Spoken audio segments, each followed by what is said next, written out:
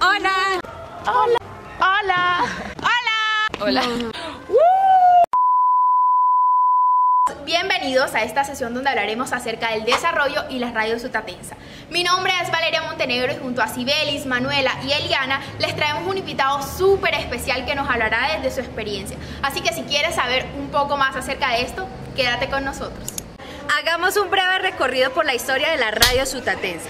Esta radio nace en 1947, creada por el monseñor Joaquín Salcedo, quien vio una problemática en la población de alfabetización y gracias a esto pudo llegar la educación a millones de campesinos, quienes no solo se educaron en el ámbito agropecuario, sino en diferentes asignaturas colegiales y también lograron un desarrollo integral del ser humano. Hoy desde la Casona nos encontramos con el profesor William Javier Gómez, quien nos va a hablar acerca del desarrollo y la radio sutatensa. ¿Cuál fue la incidencia de la radio sutatensa en su vida? Pues Radio Sutatensa, en primer lugar, ha sido una de las experiencias radiales más emblemáticas de radio popular, de radio comunitaria en el mundo.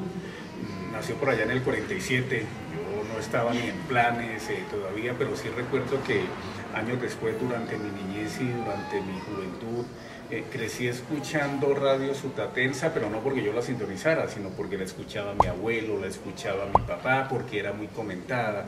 Radio Sutatensa, 5 millones de campesinos colombianos aprendieron a leer y a escribir, y aunque tenía 5 emisoras en todo el país, inicialmente una, pero luego 5, eran las más potentes y en determinadas horas del día, principalmente de la noche, la podía uno sintonizar casi que en cualquier departamento. Entonces, los que no escuchábamos voluntariamente Radio Sutatensa, pues lo teníamos que hacer casi que obligados porque algún familiar digamos, o escuchaba el noticiero o estaba haciendo la primaria o el bachillerato por radio. Esos fueron como mis vínculos, y lógicamente ya pues de adulto, porque fue una emisora que desapareció empezando los años 90, ¿cierto? Pues la escuchaba sobre todo porque tenía transmisiones deportivas, porque tenía transmisiones periodísticas.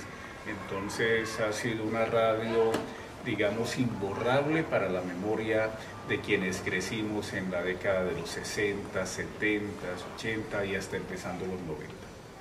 Vale, profe, sí, claro, como usted dice, la radio sutatensa tuvo una gran incidencia dentro de la educación de muchos campesinos de ese tiempo. ¿Qué para usted es el desarrollo a escala humana? ¿Qué significa ese desarrollo? Claro, pues el desarrollo a escala humana, que fue entre otras cosas lo que impulsó Radio Sutatensa, si uno mira todas esas experiencias. Es decir, con Radio Sutatensa primero nació la práctica, y a partir de esa práctica es que se vino a teorizar, a diferencia de muchas otras cosas donde primero hay teoría y luego se aplica la práctica.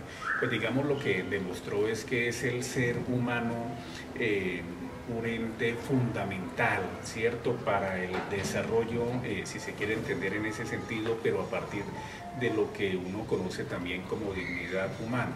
Es decir, el desarrollo a escala humana es reconocer la integralidad del ser humano, las potencialidades y cómo puede crecer cada día ese ser humano en términos de educación, de salud, del reconocimiento y la valoración de otras personas, del respeto a los derechos humanos que los individuos tenemos.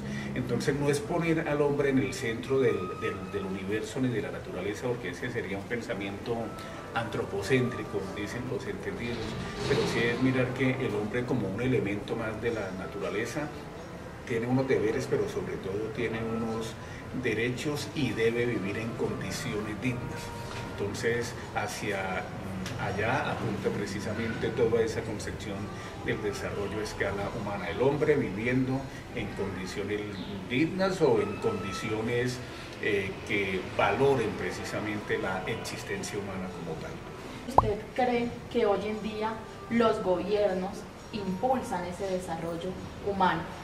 Los gobiernos impulsan el desarrollo humano, pero para las élites, dentro de mi concepción, es decir, para los grupos de poder, para las élites políticas, para las élites económicas, pero difícilmente uno pudiese pensar que se está impulsando para toda la comunidad, aunque lógicamente hay que reconocer y hay que valorar que hoy día hay mayores niveles de educación, de salud, pero todavía siguen siendo muchas las necesidades básicas insatisfechas. En un país como Colombia, de 51 o 52 millones de habitantes, que el 60% vivan entre la pobreza y la pobreza extrema, ¿cierto? Que nos lleva a uno a preguntar de qué desarrollo humano estamos hablando o qué desarrollo humano está impulsando el gobierno. A veces las cifras económicas del gobierno son eso, economicistas en términos de progreso, de industria, de empresas, que los industriales sean más fuertes cada día. Eso estaría bien si no existiese tanta pobreza.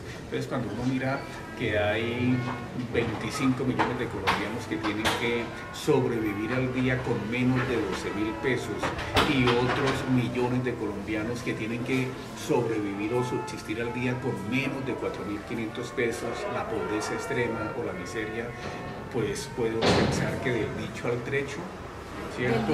Del dicho al hecho hay mucho trecho, ¿cierto? Entonces son esas condiciones de inequidad que lamentablemente se presentan en nuestro país. Listo, profe, muchas gracias. Gracias.